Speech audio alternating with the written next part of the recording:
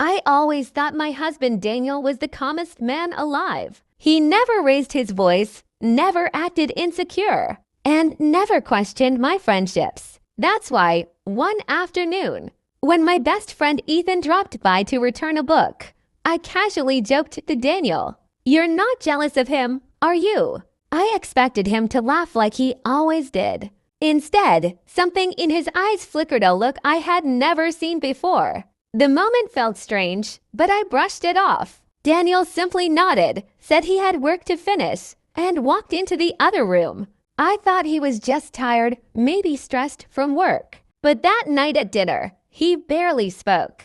Every time I mentioned Ethan, even accidentally, his jaw tightened.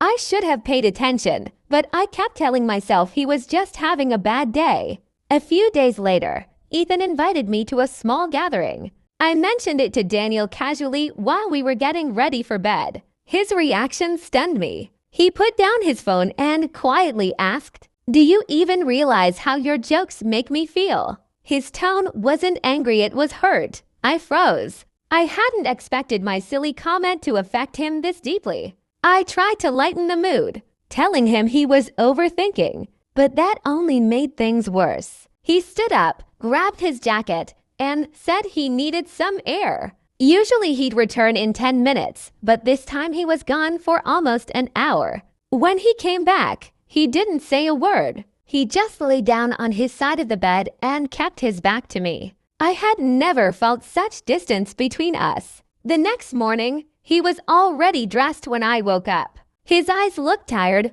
almost defeated. He said he was going to stay with his brother for a few days. My heart dropped. Daniel had never done anything like that before. I reached for his arm, asking what was wrong, but he gently pulled away. "I don't know if I can keep feeling like I'm second in your life," he whispered. His words hit me like a punch. I had never intended to hurt him.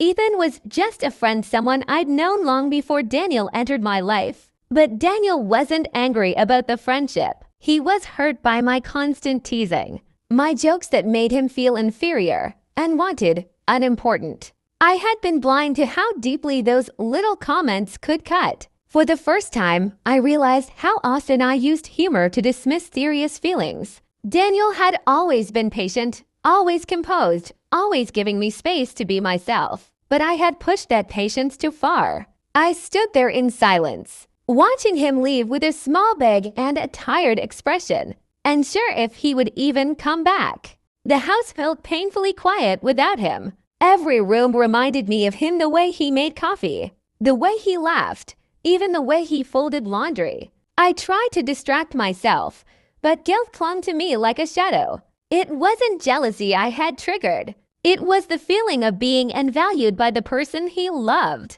That night, I couldn't sleep.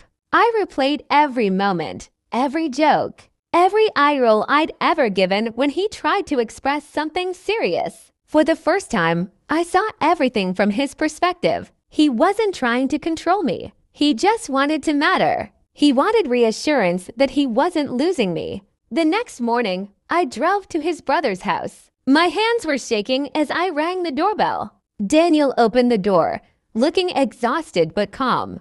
I told him I understood now that my words had hurt him more than I ever realized. I apologized, not with excuses, but with sincerity, telling him I never wanted him to feel like he had to walk away to protect himself. Daniel listened quietly, his eyes softening slowly. He said he didn't want to leave. He just didn't want to feel like an outsider in his own marriage. I promised him I would do better, that I would treat his feelings with the same care he had always given mine. After a long pause, he stepped forward and pulled me into a tight embrace. We drove home together. The silence in the car wasn't heavy anymore, it felt hopeful. We still had work to do, conversations to have, trust to rebuild.